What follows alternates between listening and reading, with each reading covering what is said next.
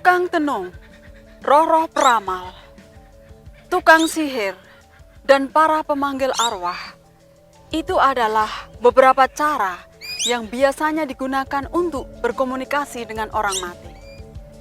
Tapi apakah benar kita berbicara dengan orang-orang yang kita kasihi atau teman-teman kita yang sudah mati? Karena Tuhan dengan jelas mengatakan kita akan mati.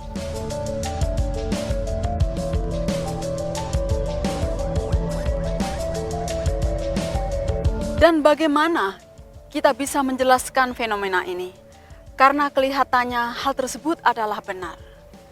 Untuk mengetahui jawabannya, bergabunglah bersama kami kembali di Misteri di Bawah Kubur seri yang kedua, Orang Mati yang Gentayangan. Di seri yang pertama kita telah tahu, kita tidak diciptakan untuk kekal. Setanlah yang berbohong dan menjanjikan kekekalan kepada umat manusia.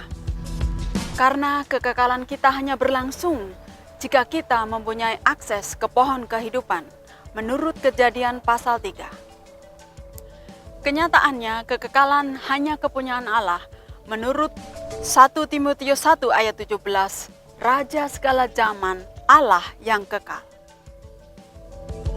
Pada saat Tuhan Yesus datang yang kedua kali, kekekalan itu akan diberikan kembali kepada kita di dalam 1 Korintus 15 ayat 51 sampai 54. Sesungguhnya, aku menyatakan kepadamu suatu rahasia.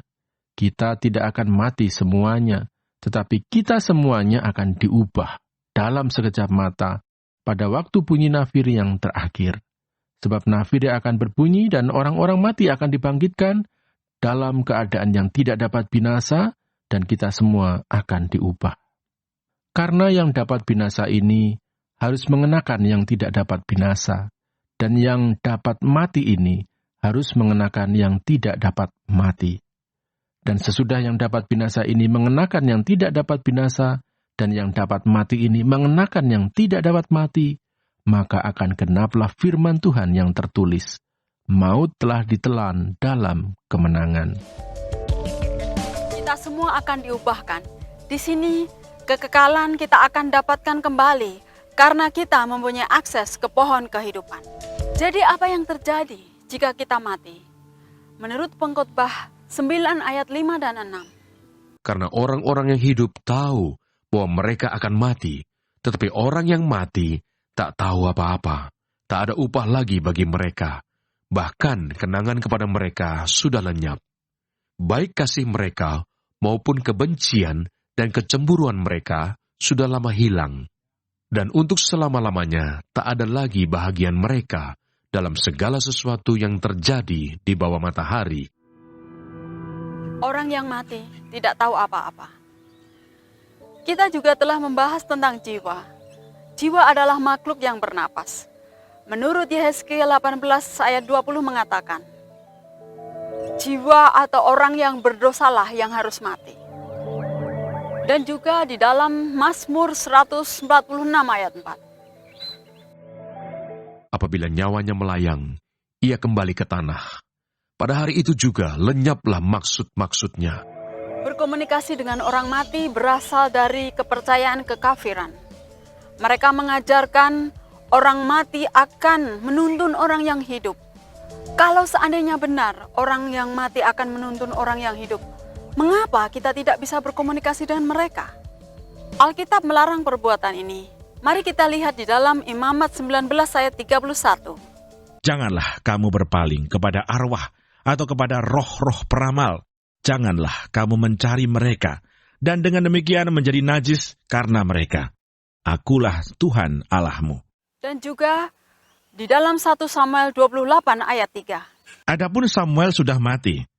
Seluruh orang Israel sudah meratapi dia, dan mereka telah menguburkan dia di Ramah, di kotanya. Dan Saul telah menyingkirkan dari dalam negeri para pemanggil arwah dan roh peramal. Dan anehnya, Raja Saul melakukan ini setelah Samuel mati. Dia mengunjungi pemanggil arwah, kalau-kalau dia bisa berbicara dengan Samuel. Dan dia tahu benar perbuatan ini adalah kesalahan besar. Dengar apa yang Alkitab katakan tentang hal ini. Lalu menyamarlah Saul. Ia mengenakan pakaian lain, dan pergilah ia dengan 2 orang. Ketika mereka pada waktu malam sampai kepada perempuan itu, berkatalah Saul, "Cobalah engkau menenung bagiku dengan perantaraan arwah, dan panggillah supaya muncul kepadaku orang yang akan kusebut kepadamu."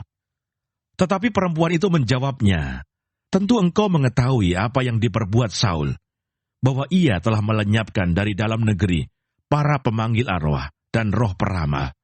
Mengapa engkau memasang jerat terhadap nyawaku untuk membunuh aku?" Dengan meminta petunjuk arwah, Raja Saul tahu benar perbuatan ini salah. Tuhan mengatakan hal ini tentang Raja Saul di dalam 1 Tawarik 10 ayat 13. Demikianlah Saul mati karena perbuatannya yang tidak setia terhadap Tuhan. Oleh karena ia tidak berpegang pada firman Tuhan, dan juga karena ia telah meminta petunjuk dari arwah. Mengapa Alkitab melarang perbuatan ini? Karena yang sebenarnya kita tidak berbicara dengan orang-orang yang kita kasihi atau teman-teman kita yang sudah mati. Karena Alkitab mengatakan orang mati tidak tahu apa-apa. Dan kalau orang mati tidak tahu apa-apa, jadi para pemanggil arwah itu berbicara dengan siapa? Kita tahu, setan bisa berkomunikasi dengan manusia dari awal. Setan menggunakan perantara ular untuk berbicara dengan Hawa. Tentu saja dia akan membuat kita percaya dengan kebohongannya. Dan setan akan menggunakan perantara apa saja untuk meraih tujuannya. Tidak susah bagi setan untuk mengimitasi kita, karena setan tahu kita secara individual. Dan jangan heran, setan juga bisa menyamar menjadi orang baik. Hal itu tidak usah mengherankan, sebab iblis pun menyamar sebagai malaikat terang. Kedatangan si pendurhaka itu adalah pekerjaan iblis, dan akan disertai rupa-rupa perbuatan ajaib, tanda-tanda dan mujizat-mujizat palsu, dengan rupa-rupa tipu daya jahat terhadap orang-orang yang harus binasa, karena mereka tidak menerima dan mengasihi kebenaran yang dapat menyelamatkan mereka. Spiritisme masih diajarkan sampai sekarang, yang setan ajarkan kepada Hawa, bahwa manusia adalah ciptaan yang berkembang. Dari lahir berkembang sampai kepada kekekalan, kepada keadaan yang sama seperti Allah. Tapi Alkitab mengatakan yang sebaliknya. Untuk lebih jelasnya, bergabunglah bersama kami kembali di seri berikutnya, Tidur Tanpa Mimpi. Kita akan membahas tentang apa yang sebenarnya terjadi kepada kita kalau kita mati. Dan ingat, karena sesaklah pintu dan sempitlah jalan yang menuju kepada kehidupan, dan sedikit orang yang mendapatkannya.